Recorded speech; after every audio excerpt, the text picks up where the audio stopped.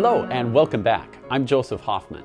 Today we're going to learn how to play Black Snake hands together. Before you do this lesson, make sure that you can play the right hand alone and the left hand alone confidently and with no missed notes. If you can do that, then you're ready for this lesson. Let's come to the piano to get started. All right, let's place both hands in the D major pentascale. When I'm working on a piece hands together, I like to take it a little bit at a time and let the hands take turns once to review before I try it hands together. So let's just take measure 1 and try the right hand all by itself. Black snake, black snake. Now your turn. Next, let's review the left hand in measure 1. Black snake, black snake. Now your turn. Good, now let's try putting that hands together. My turn first. Let's go really slow the first time. Black snake, black snake. Now, press pause and try that 3 or 4 times by yourself. Remember your staccatos, and once you can do it confidently, press play to go on.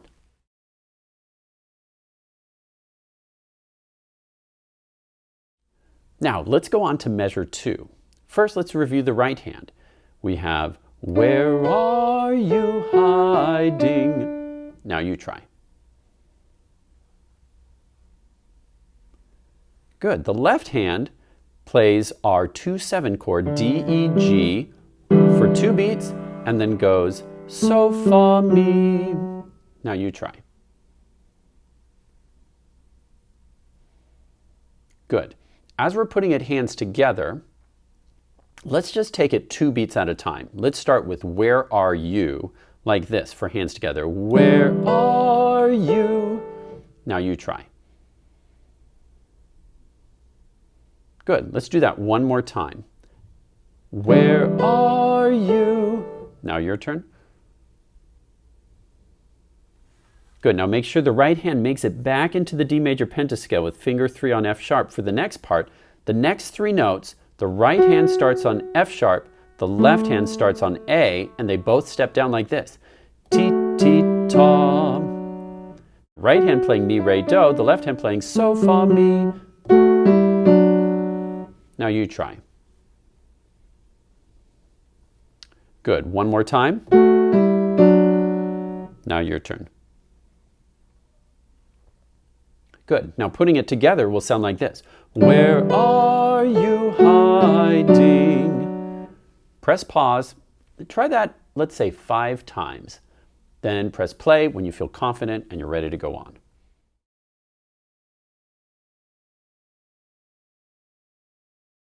Great. Now, let's try going on to measure 3. Very similar to measure 1, as you know, but this time the right hand starts on finger 3, black snake, black snake. Now you try.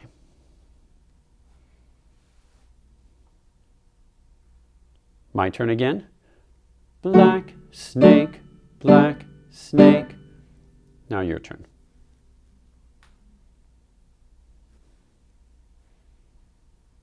Good, now let's look at measure 4 and review the right hand once. This time, remember, we start on finger 2, which is playing E. We skip up to B. Where are you hiding? Now your turn. Good, now the left hand plays a 5/7 chord for 2 beats. 1, 2, and then ti, ti, ta. Your turn. Now, once again, let's split this measure into 2 parts, starting with, where are you? Now your turn. Once again, my turn. Where are you? Now your turn. Good. Then hiding is same as before. Hiding. Your turn. Good. Now putting it together, we get, where are you hiding? Now press pause and try that 5 times until you're confident, then press play when you're ready to go on.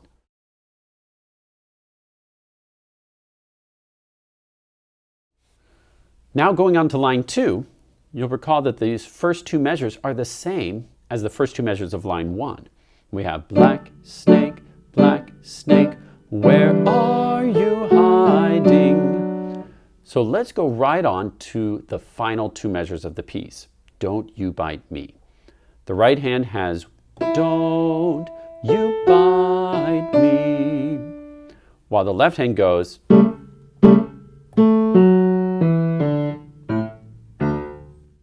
Let's break this up and just start with the first two beats on the word don't. The right hand's on E, the left hand plays 2 5/7 chords, and together it sounds like this. Don't. Now your turn. Let's try that one more time. Don't. Now your turn. Then on You Bite Me, the hands play together. You bite me. Both hands play the exact same melody, one octave apart. You bite me. Now your turn. Good, now let's put that together. Don't you bite me. And then what happens is the left hand shifts down an octave and goes so, do, with 2 staccatos. All together we get, don't you bite me. Now, press pause and practice the last two measures 5 times or even 10 times, basically until you feel confident. Then press play when you're ready to go on.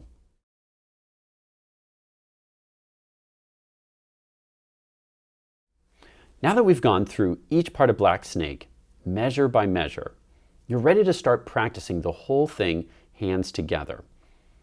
But a few things I'd like to mention. That is, number 1, make sure you're watching out for those notes that change in measures 3 and 4. Like when the right hand goes mi, do, do, do, and then it goes up to re, re, la, so, mi, re, do. Because that's a little different from the pattern in measures 1 and 2, it's easy to get mixed up there. So make sure you're being careful. Number 2, please be paying attention to the staccatos and the dynamics to make this a really exciting, interesting performance. We start off mezzo forte with staccatos. And then in this measure, you'll see a crescendo. So we're going to get louder as we go up to the B. And then it decrescendos a little bit on hiding. Where are you hiding? Putting all of those things into your music will make it a really exciting, great performance. Now, I'll play the whole thing start to finish, hands together, and if you like, you can try playing along, or if you want to just listen, that's fine too. I'll count 4 beats. 1, 2, 3, 4.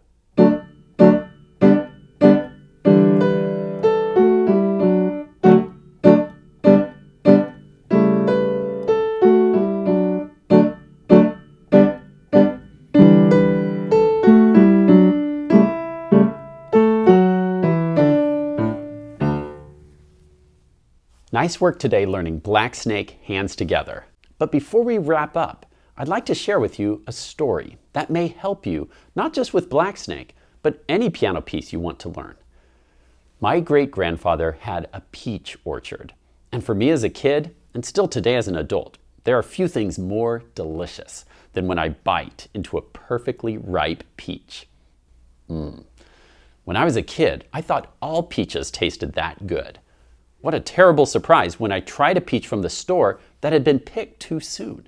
It was stiff and tasteless, like eating cardboard. I learned that making a perfect peach takes time. You have to wait for it to be nice and ripe before you pick it and eat it. I want you to treat each piano piece that you want to master like a peach waiting to be picked. When you practice carefully every day, it's like taking good care of your peach tree, giving it water and sunshine. But on top of practice, you also need time. Sometimes I have a student that can play all the notes of Black Snake, but there are a few pauses, maybe a missed note or two. That tells me that their peach is still ripening. And that's okay. You can't rush ripening. If you pick a peach too soon, remember, it's not going to taste very good. It can take days or weeks for a peach to fully ripen.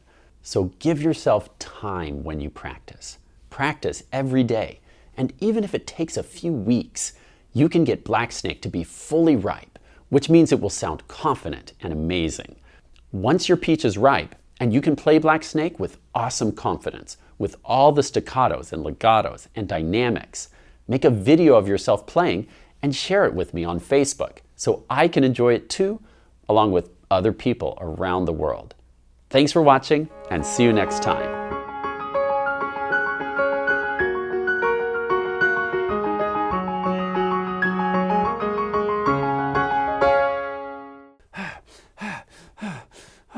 I can't believe that snake won't leave us alone. Yeah, I'm feeling pretty rattled. Oh, rattled.